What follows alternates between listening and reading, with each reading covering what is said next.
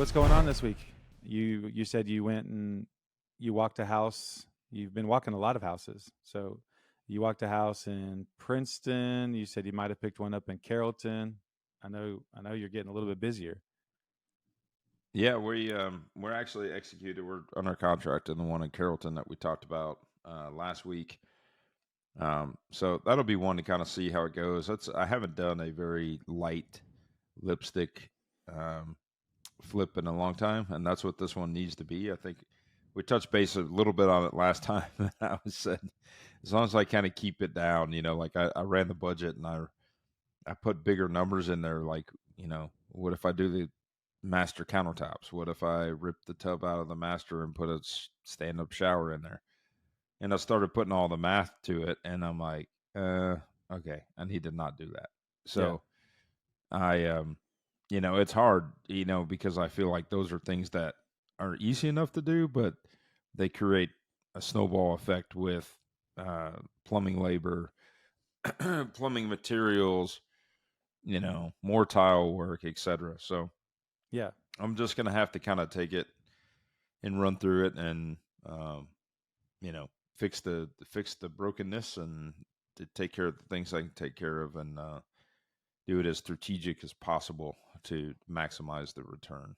When So I know you look at uh, the comps in the area while you're doing your finding your ARV, you look at comps, you find a couple good houses that have been renovated. And I know you hmm can tell a lot from pictures, and you can say, well, this one still has popcorn ceilings, for instance, or this one has the original cabinets. Looks like they painted them. You can kind of get an idea of the level of renovations that are expected in that neighborhood. Do you ever go walk any of those just to kind of get an actual feel of the houses that are down the street? Is that something you still I do? mean, if they're active, possibly, but obviously if it's sold, no. But I do That would drive be them. awkward. I'll drive. Yeah, I'll, Excuse me, I'll be ma'am. like, hey, I thought about buying this house. Can you walk me through it?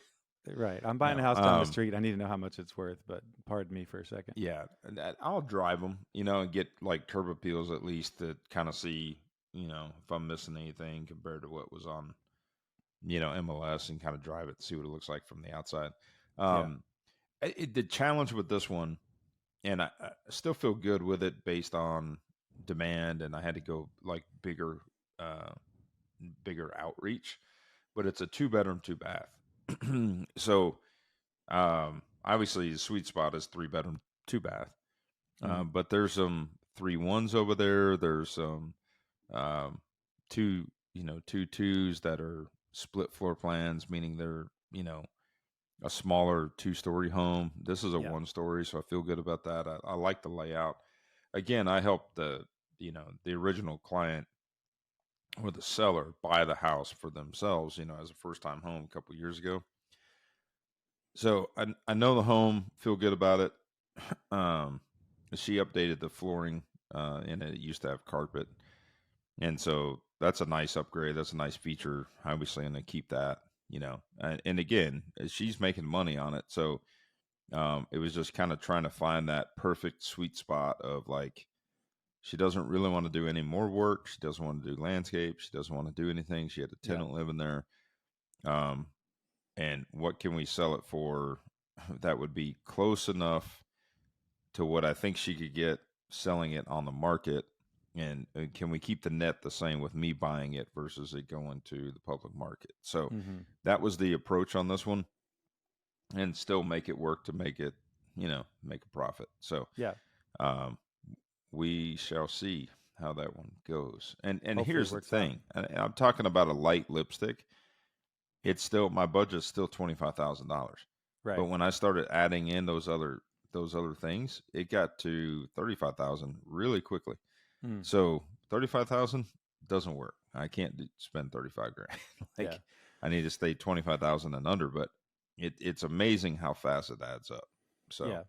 Well, I walked um, sure no matter what price point you do yours at. I may have mentioned this. I walked some houses last week with an investor over in Richardson. Obviously, he had been flipped. In my opinion, they were DIY type flips. One was really bad. Just craftsmanship was way off. mhm. Cracked tile in the bathrooms. It looks like they may have done their renovation and then decided to shift the foundation some, and then didn't correct issues that came up after they messed with the foundation. I don't know. It was just really, you could smell some mustiness in some of the areas. It was just weird. But then another one, that from pictures on Airbnb, it would look pretty cool. But when you get there, they actually had done the cabinet fronts out of plywood and painted them and put handles on them. And then they had done this epoxy finish to the countertops over wood. It was just real DIY. The rails of the stairs were 2x4s that were painted black. And then they had 1x2 stripping as their, decorative, what are those called? Newels? So they were trying to go for the industrial craftsman look. For farmhouse, or I think they were going for, hey, let's go see what is in the scrap pile at Home Depot. Look, see how cheap we can get this. There's several of those. They had a there's shed several in of the those backyard. shows. Yeah, there's several of those shows that do well on HGTV. The no demo reno. That's actually based here. There's another show, and the whole concept is just let's be real crafty. Let's spend as little money as possible.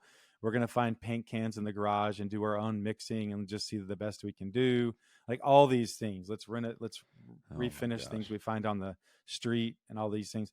And it makes for a really good show. But as being something that you do on a regular basis and to budget for, how do you budget for that? Yeah. That you budget for something and then you just hope the next 2 or 3 weeks while you're driving around, you find a pile of decent lumber or something that you can turn upside down and spray paint yellow and make a table. Right? It just seems really bizarre, but it makes for good TV. And I think some people look at that and they say, heck yeah, I can do that. And then you get a flip that sits on the market.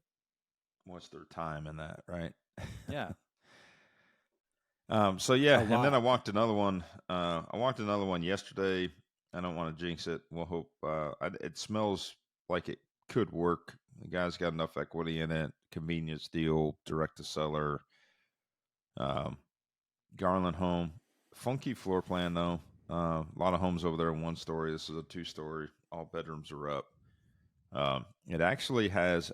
I don't know if you know this, and actually this is a good lead in into our conversation today about mid-century modern. This was a 70s build, but this has a built-in conversation pit. Are you familiar with that term? Yes, I've seen them. I've been in several houses with built-in conversation pits. Yeah. So this one they're has also really good for tripping and breaking your hip when you're about 70 years old. So careful with that. What I don't like about this one is it's like the whole. I don't know if it was intended to be the dining room, and then you step down into the conversation pit where the fireplace is. Mm-hmm. But the whole thing is elevated. So like from the main floor, you go up 2 or 3 steps, and then it's like a platform, like a stage almost, is built all the way across. And it's like, okay, is that the dining space? It's supposed to be elevated, and then you step down into the conversation pit. So that's going to be one of those things I have to get really creative on. To either keep it and make it work, which I have actually been successful in a couple homes with conversation pits. The last one I did, I just filled it in with concrete and made it work that way, and it was fine. And you never missed it because it took up so much of the main living space. Mm-hmm. So we'll have to look at it. I mean, it's the numbers, but I mean, the guy was very understanding when we had a conversation, and he's already bought another home, so there's motivating factors there. So we'll see what happens with that one. Indoor hot tub, that would make a great little spot for an indoor hot tub, just right there in the middle. Yeah, it'd be great. Down. I mean, it is interesting to think back of, you had the conversation pit, you had the wet bar, which was huge in the 70s and 80s. What was the driving factor? I guess maybe now, honestly, I was trying to think what would be that case now. What are people going to walk into in 20 years and say, roll their eyes and say, they did this in every house and we've got to figure this out. Sometimes I think it's media rooms, although that's very easily transferable to something else, an office or a bedroom, something like that. But I know a lot of homes now, especially the model homes, they'll trick them out with a really cool media room. We have one technically upstairs. We rarely use it. Very rarely. It's just out of the way. It's just not something that we get a lot of use out of, but it looked really cool in the model home and everyone gets excited. So I don't know I don't know what features you think these days will be an eye roll in 20 years, but back then, the conversation pit and the wet bar, and we've talked about the shelf, the open air sort of over the doorway, the transoms where you have Mm-hmm. a lot of space above that, or maybe even totally open, or a huge shelf to awkwardly put Mm-hmm. a fake vine up on or something like that. There was just a lot of interesting architecture, and we are going to talk about architecture later in the show. Mid-century modern, Tavis's specialty. We wanted to dive deep on that for special reasons. We have something coming up this next in 2 weekends, that the White Rock home tour is coming up, and we wanted to really talk about mid-century, so we'll get there. But we will get in that in a second. Why don't we go ahead and dive a little bit into our market update? Not a lot has changed as far as the actual numbers. The days on market average are between 45 and 50. We were looking at median for a while, but the average days on market right now are a little creeping up. If you look at it from that perspective, they are closer to the 45, 50, depending on where you are. Collin County says 35, and Collin County 41, Dallas is 35. Um, Months of supply are creeping up as well. We talked about that last week. Months of supply have crept up. Actual transactions, pending sales, closed sales are going down. So there's more and more out there. So you would think that that would hint that it's turning into a little bit more of a buyer's market, maybe because it's equalizing some. But we still only have 3.2 months of supply, which is traditionally low. Some people say 4 months. Some people say 6 months is a balanced market. But we are 3.2, and it is trending upward. I do feel like they keep talking about dropping these rates, and when it happens, people are going to rush into the market. I've had this conversation recently with several people. The irony of people rushing into the market, I do feel like it will have this sort of at least short-term spike in prices, and your net mortgage may be very similar because you're going to get a slightly lower interest rate, but the house might be a little bit more expensive, or maybe they're not going to, you know, do as much on the concession side during the inspection period. But your net that you go to get into your mortgage with, I think very likely could be similar. And the weird part about that is it's almost like this mental win. Hey, I got a really good rate. Everyone's talking about the rates are high. But now your mortgage is going to be similar, and the base price of your house, which is what your insurance and taxes are based on, is higher. So it's an odd mental space to be in, but it sure seems like a lot of people are just waiting around for these rates to drop. But the economics of it, especially when supply is lower, is going, the prices should go up if it's a if it's a good house and good area and all that sort of thing. But I think that's probably what's going to happen. Is that sort of what you're thinking? Yeah, it's interesting because my nephew called me, I believe Friday, and him and his wife got married back in December, and they're now in a position to buy a house, and of course that was his question. Hey, do you think now's a good time, or should we wait? Of course, my conversation is, now's the time, right? Like, I mean, I think in any situation, I mean, you've got to take advantage of the situation for what it is. I mean, if it makes sense for you, their lease is up, in 60 days. Um, so they're feeling a little bit of the pressure there. They could, they got options, but they're like, hey, I think it's time. And then we could always refi later when the rates go down. And I'm like, yeah, I think you're thinking right.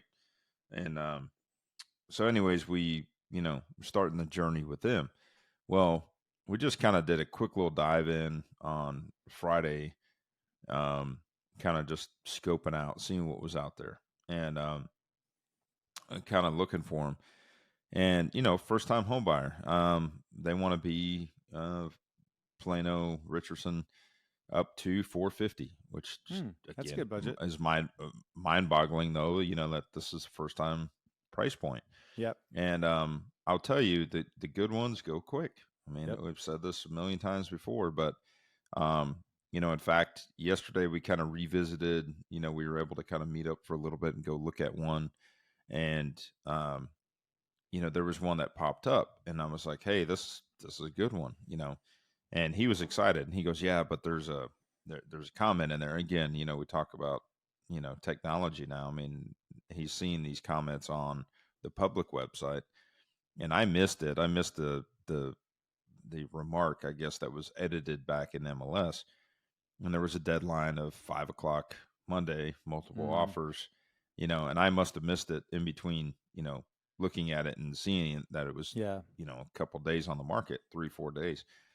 So, anyways, any of these good ones, man, that listed this weekend, for the weekend, all had multiple offers. I mean, it's probably, I don't know, 5, 6 of them that we looked at Mm, that were all multiple offers under contract. That, I mean, were good properties that were listed at the right price with the right amenities, the right, staging, mm-hmm. had the right attraction to it. Um, there were multiple offers. So, Yeah. again, we're still in a really healthy, strong market if you know what you're doing in the marketing side of things. And then the other ones that are kind of sitting on the market, there was a reason for it. We went and looked Yeah. at one yesterday that bounced back on the market, and then they priced it low. And again, pictures look pretty good. We went and walked it, see a bunch of bumps and bruises. We're like, Mm-hmm. okay. And they had it priced down now as an as is. I guess Mm, their story was it was an FHA buyer. They had something come up, that was outside of anything to do with the house, and they had to terminate. mm, Job loss, whatever. I mean, something personal reasons for the buyer, and but there were some bumps and bruises. I mean, you talked earlier about these flips, and I don't know if this was a flip before, and maybe it was a rental because it had a little bit of wear and tear. Um, but I mean, like they put closet doors in the closets and didn't paint them, mm, you know, mm. things like that. It was like either a punch list thing or it was Right. an inspection thing. And it was like, come on, guys, Yeah. finish this thing out. Yeah. So, anyways, Well, that 450 is a you good, know, I've been looking with a lot of the investors in that realm, really actually lower than that. I think they could find something decent. One thing too is finding that thing that sort of fell through the cracks, made it through that initial push for whatever reason. Maybe they were overpriced, maybe there's a few flaws. But that's yeah, something where you can come in handy and say, look, people are kind of scared away from this one because of this. We can fix this quick. We can do this. We can ask for a little bit of price off because once they start sitting, they get a little bit of that stigma. But yeah, I had a long conversation. It's kind of fun. I have an investor from London, so our time difference is weird. So we had a conversation this morning at 6 a.m. About 45 minutes going through a map, really diving deep into some. We're looking at rental comps. He's really looking at the Sherman area, Sherman, Melissa, Anna, Princeton, and trying to get an idea of growth and that sort of thing. You can find some decent things in the 300 to 350 range through there, especially up into Sherman. I know they don't want to live hmm in Sherman, but we were looking at Princeton, and I was trying to decipher Princeton with him. To me, that's the type of it started with this little bitty town, not 10 years ago or whatever, and now it's just exploded. A lot of the houses that went in early seem to be pretty affordable, really close together, very much track homey. So that's the type of place that in another 10 years, it's hard to really guess how it's going to age. And hmm from an investment standpoint or living, I don't think it's going to be bad. I don't know that the appreciation is going to be as good as other places, but it's hard to deny. People see these listings over in Princeton and Greenville, for instance, a little bit further east, but on I-30. It's really hard to walk away from. But just long-term growth, I don't know. I don't know where you stand on Princeton because I've just had a lot of people ask about it, and I know it's Well, hard to turn down. I think that's a perfect example of like an area that has turned into a heavy rental community. Mm. Um, and I think that's sometimes where HOAs come in handy, because you see, you see the effects Mm. of it being a lot of rentals that people don't necessarily care about it being a rental property. So they're not keeping up with the yards, they're not keeping up with, deferred maintenance. I mean, this one I walked yesterday was in Princeton, built in 2005. We kind of got excited about it before we went because, again, shout out to Dakota. He was very excited, by the way, that we mentioned his name on the podcast last week. So I'll shout out to you again because he's He's he's one of an your avid listener. investors, right? Yes. Y'all have teamed up on a project or two. Yeah, he's put some money in some deals and he's learning, but he wants to get, he wants to grow his portfolio and get his Yeah. first rental. And so anyways, he's kind of the same thing. Sherman Denison, we've talked about it, but it's further up there.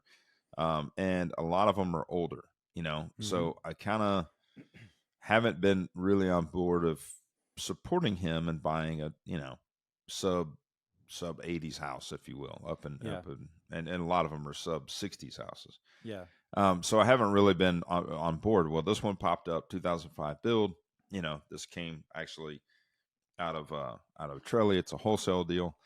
Got excited about it and went over there and looked at it. It was funny. One of those things, you walk up on the front porch, haven't even made it in the door yet, and you just smell dog. Like, yeah, like, okay, I know what we're walking into here. Yeah. You could smell it before you ever open the front door.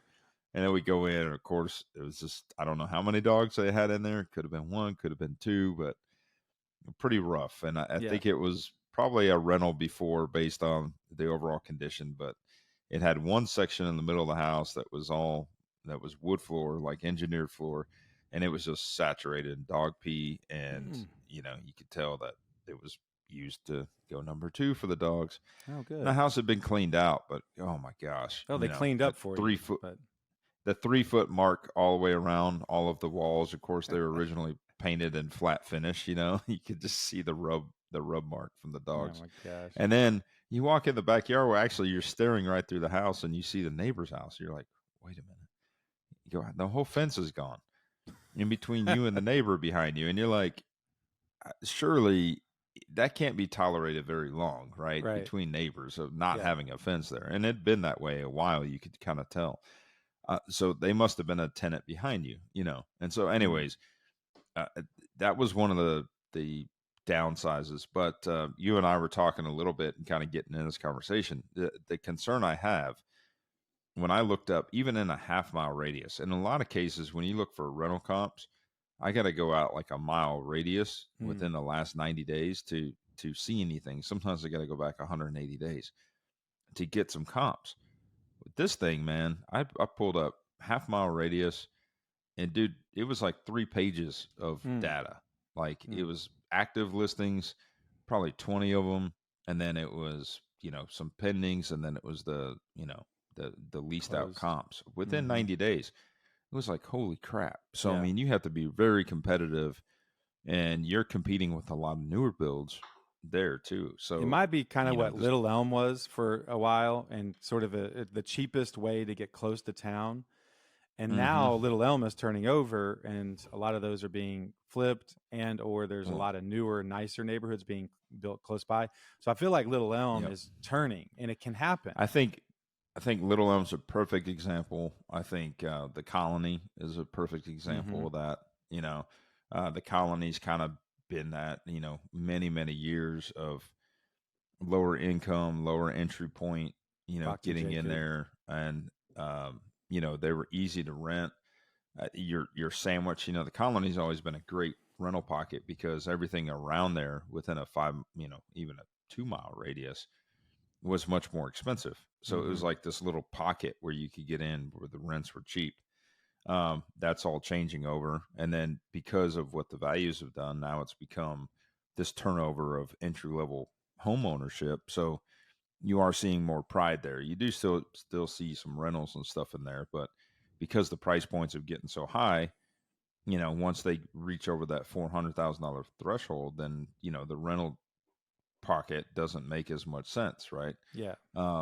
We've talked about that before, but Princeton's still creeping up to like that 300 price point, where like what we looked at yesterday was like a 320, 330 ARV. Yeah. You could buy it in the low 2s, rents for $2,000 a month. Not sexy, but it could work. Well, I got one I'll send you up in Sherman. It's a 2000 build, 4-bedroom. Looks like it's really decent and in a decent neighborhood. I was going to drive up there this weekend, and it's 300. Okay. Rents show to be 2,400. So I'll send it to you because that might be something for you. My guy, he's looking up there, but he may not be ready to pull the trigger just yet. But. I mean, you give that 300 number, and blows the numbers out, right? I mean, the attraction of this one was the entry cost was going to get into it for 225, 235. Right. And rents were 2,000. That it gets a little crazier, or a little crazier, a little closer. Mm-hmm. But when we walked it, I mean, your minimum rental turnover would be 30 grand on that thing. Yeah. So, Right. Right. you buy it That's for what I'm saying. Sherman, 225. I think long-term appreciation, and this has looked like a pretty decent neighborhood. So, well, Yeah, yeah. why don't we touch a little bit on news, and then I want to get into our discussion on mid-century. So, the news of the day is basically kind of what we've been talking about. Dallas has made several lists this last week. It was listed in one of the commercial CBRE listed it as the number one market for 2024 for returns in the commercial world. It was listed as the number two. Collin County, which is in just north of Dallas County, it's Plano and where we live, Plano, McKinney, Frisco, all that. It was ranked the number two fastest growing county in the state, in the country, but the other one was in the state, Harris County, which is Houston. So, but then the DFW area made the top of the list for overall. It added technically in the realm of 153,000 people last year, and Collin County was the fastest growing county. And now north of that, you have Denton, and you're going up towards Sherman, Denison. It's just going to keep on going that way. So we made the top of several lists, which just hint that super strong market. There's things moving. You can still make money. The commercial people are still coming in. JLL, which is also a huge commercial builder, I think rental broker. I don't know that they build, but rental JLL, they're a big broker.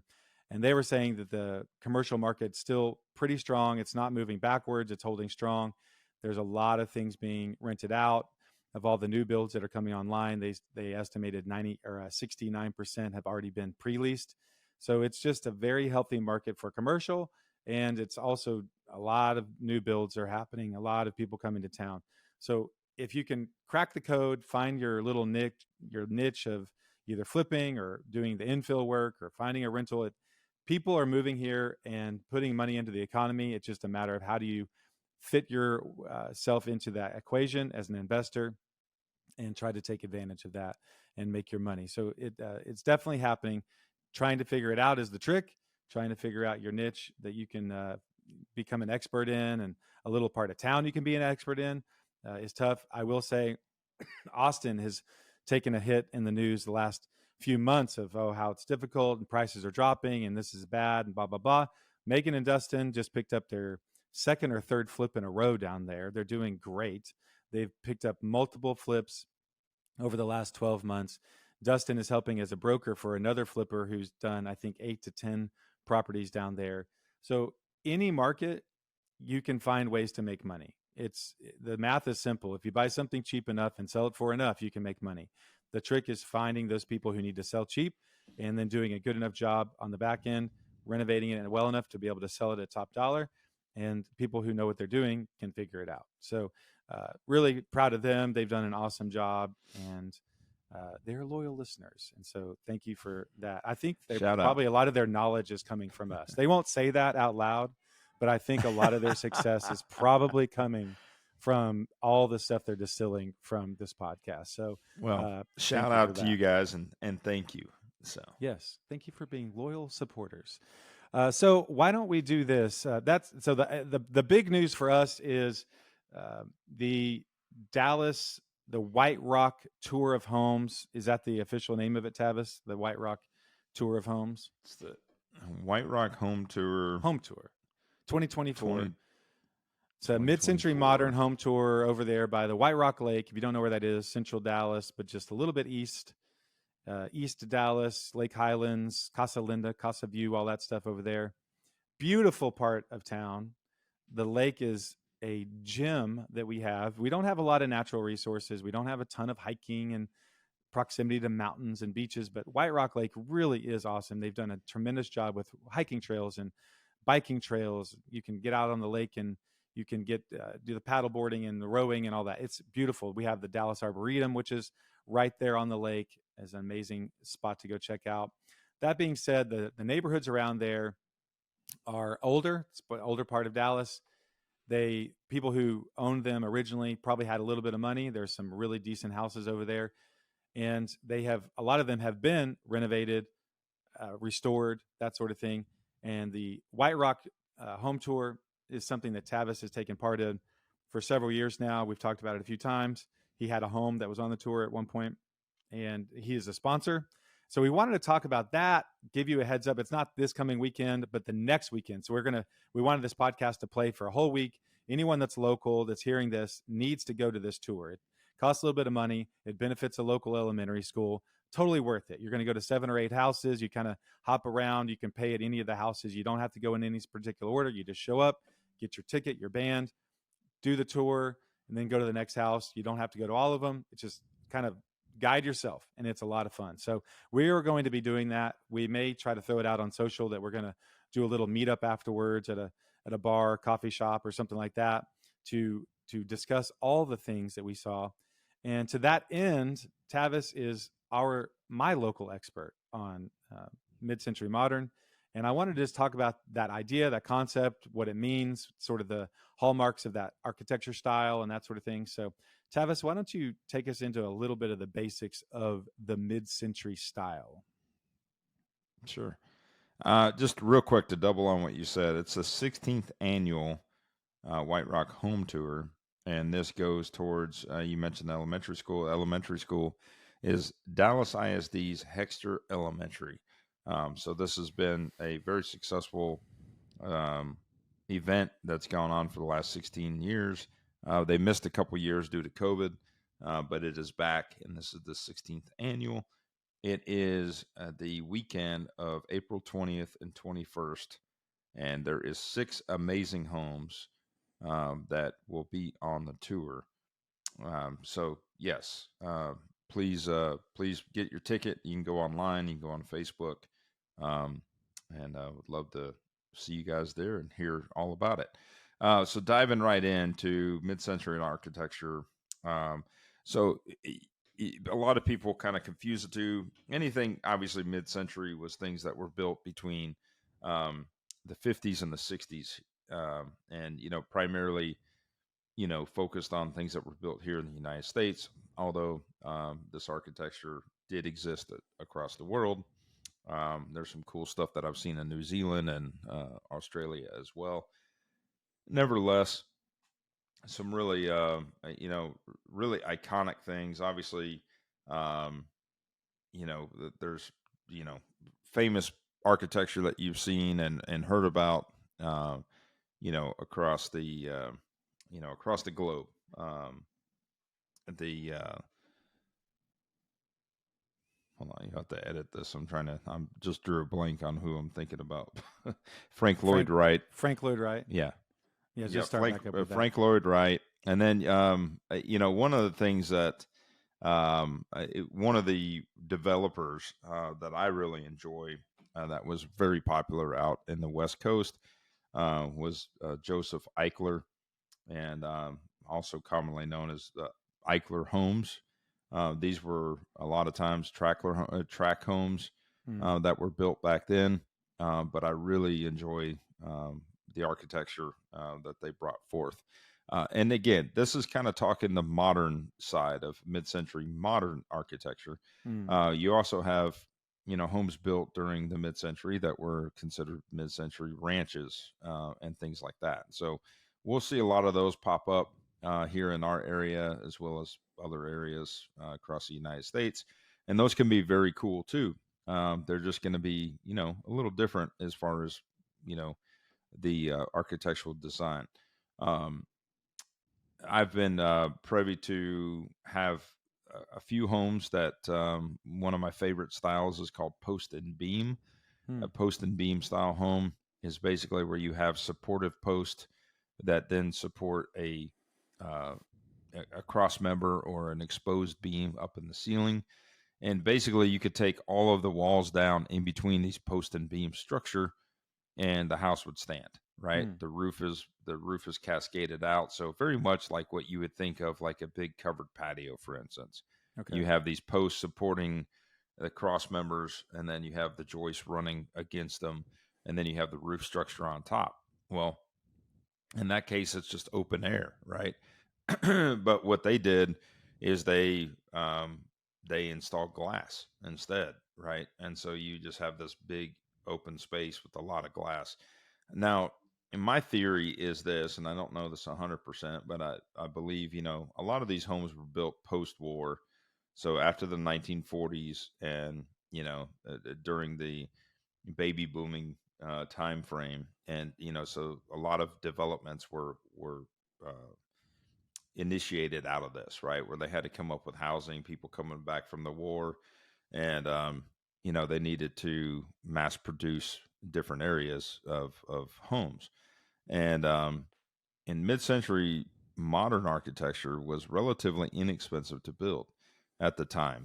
Again, they would build these, post and beam style homes and then fill the spaces with glass.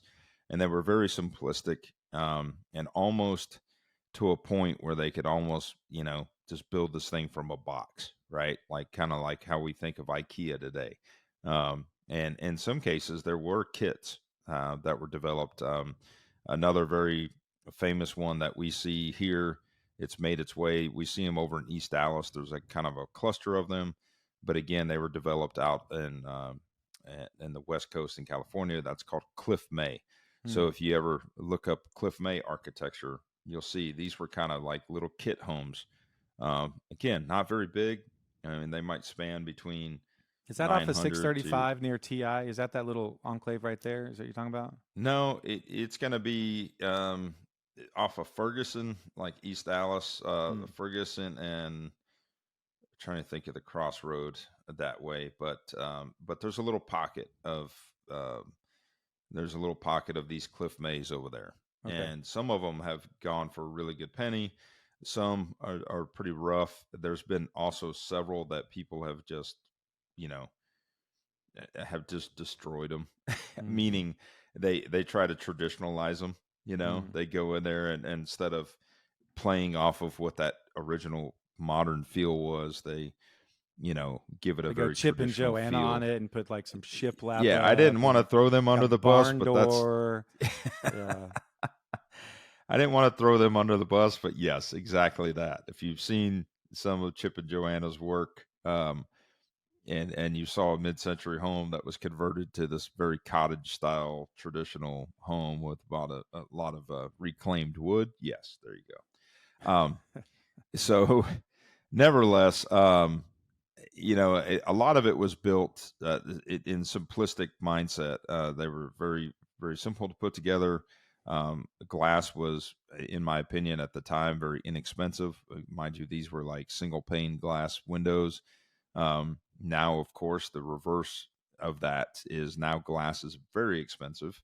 And that's why you don't see as much glass anymore in these homes. Also, energy efficiency is another reasoning for that. But you could do it, but the houses with a lot of glass today are very expensive because there has to be a lot of engineering that goes behind to make it energy efficient. So nevertheless, one of the coolest things with me when I started getting into this, and mind you, I had flipped a couple mid-century modern homes built in the 60s, one in 58, I believe, in Richardson Heights on James Drive. Then my next big one was on Timber Grove Circle in Oak Cliff, also Stevens Park Golf Course area. And that was 63. And then, of course, my flagship was 1963 house built on Custer Parkway in Richardson. And, these were the, three big ones that I had touched. And when we got into Little Forest Hills and wanted to build, new homes that were influenced by that architecture and kind of create these mid-century modern motifs, or what you call this century modern. And so we flew out to Palm Springs and went out there and kind of went through old homes, new homes, things that were money no object up on a mountain, more of production builds, and just kind of got a library of ideas. Snapped a lot of pictures, got a lot of different influence. Really kind of got a lot of these elements and these little tricks and uh, little things that were being done there almost on every single home. For instance, like using no door trim. It would Mm. just be sheetrock terminated right to the door frame. Okay. And that was very popular there. You saw that almost in every house. And that's something you don't see here, right? Trim is actually used to hide imperfections. So it makes it more Yeah, I was about to say my complicated. sheetrock guys that I've figured out. When a sheetrock guy walks up to you on the street and is just not busy, and he says he could start today, he's probably not the guy to go after your mid-century no And trim no, door or your level 5 sheetrock, that's no. super super smooth. So I have learned that much so far. You'll be very If they're disappointed, approaching you in the parking lot of Home Depot, this is probably not your guy. Yeah. It's funny. I ran into a client that had a Cliff May house, and she was in a situation she had to get out of it. She loved the home, but they're in the middle of a divorce, and she had to get out of it and make a certain dollar. And she came to me first, and I appreciated that, but I just couldn't make the numbers work. I'm like, I just can't do it. I don't. There's not enough there. Again, it's that Ferguson area I talked about in East Dallas, and the house was only like 1,100 square feet. Um, I just couldn't make the numbers work. And so she tells me afterwards, somebody else got it done, and I'm like, okay, cool, congrats. And she's like, I think he's going to hold it as a rental. I'm like, okay, I mean, it's a negative cash flow thing, but all right, it makes sense. Well, she introduced me to this guy uh, like 2 days ago during the Eclipse party, Mm. and I'm like, oh, you holding it for a rental, huh? And he goes, no, I can't make the numbers work. I'm gonna have to flip it. I'm like, okay. So I mean, we'll see, how it turns out. I mean, Yeah. I kind of said, man, I know too much. I Yeah. know too much, and I'm a purist when it comes to doing them right. Well, some of the other Yeah. hallmarks that I think of is like, and that are expensive is exposed wood, probably a lot of walnut, Hmm. probably teak back then, both very Yep. expensive. A lot of natural. It was minimalist, but the glass and the view outside, a lot of really good landscaping, and a lot of natural wood on the inside, which all those elements are super expensive. I'm not sure exactly on the terrazzo tile was also pretty big. Hmm. The Yep. I don't know what you would call it, but terrazzo, it looks like just a bunch of pebbles that are been smoothed down and then cut into sheets or cut into sheets and then smoothed down, and it looks really really cool. But you see a lot of terrazzo tile in those style of homes, and the exposed wood from countertop. I'm sure laminate was the thing back then. They weren't really Hmm. doing natural countertops these days.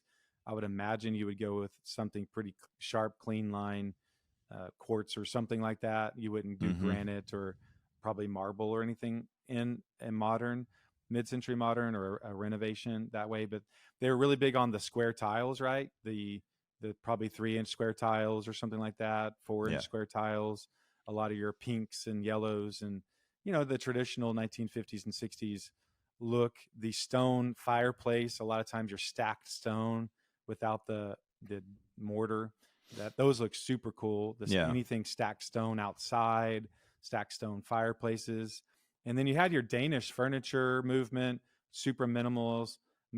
You have the Eames. I don't know where Eames is from, but your Eames chair, which we were joking with Walter about our last interview. If he has a mid-century, you're obligated to have an Eames chair. He has the fake Eames or the Themes, and that's a very Themes. iconic chair, the lounge chair with the wood on the outside and the leather real cushy on where you're sitting, but it's kind of Yep. rounded and smooth, super cool.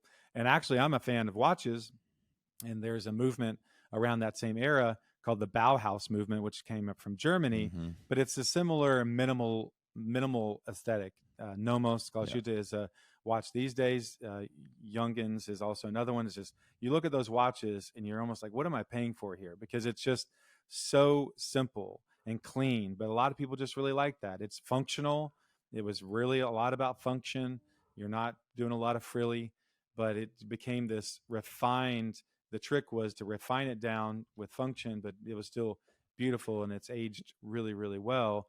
And that's what makes these things valuable now, is because they've aged so well and they're still a beautiful. lot of the a lot of the elements from the curb appeal would be a low slung roof, even a flat roof, but very, very low pitches.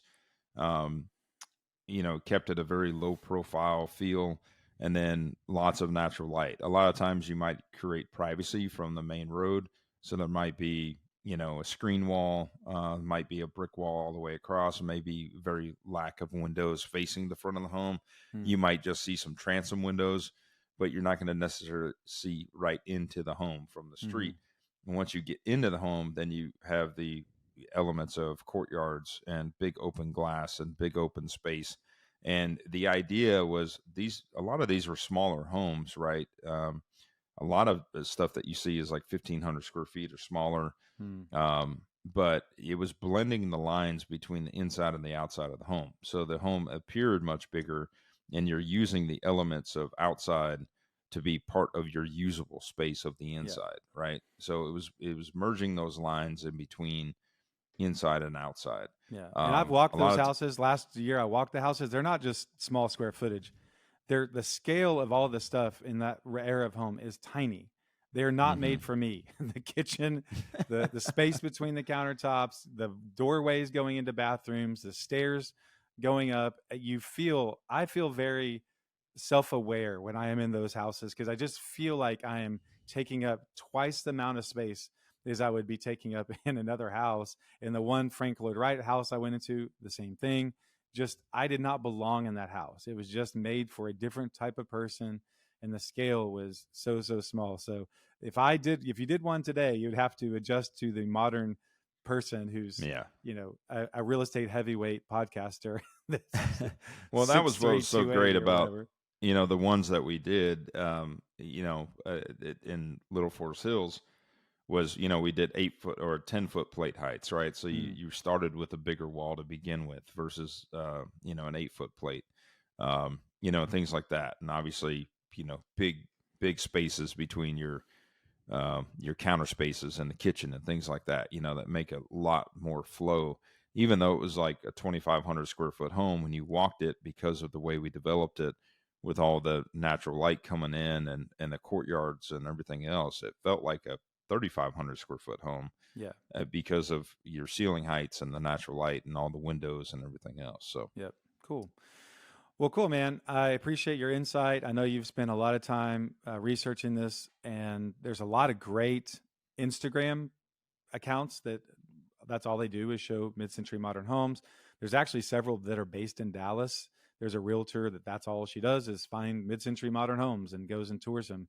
It's really neat to follow. And then, of course, Palm Springs. There's parts all over the Midwest. I followed a Midwest account for a while, just in the middle of nowhere, Illinois. There's this really cool mid-century modern home, and this person would go find them. So it's fun to kind of explore, see the aesthetic, see the color schemes, and it really is neat to figure that out around here. Even my last one on Mapleton was a mid-century ranch, and we did a cool job of paying a little homage to that era without completely breaking the bank. We had some natural wood, and we tried to hint at it with some of the colors that we used, trying to bring back that era somewhat, honor the era somewhat. So, well, that will be today's show. If you have not subscribed, please follow us on Instagram, Facebook, share this with a friend.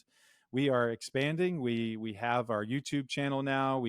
Our views have gone up a little bit. Every time someone shares it with someone and then they share it with someone, it's super helpful. It's really cool to see the fact that we've been listened to in several different countries, and that's always an excitement on our part. So please do us a favor. We have a lot of loyal listeners.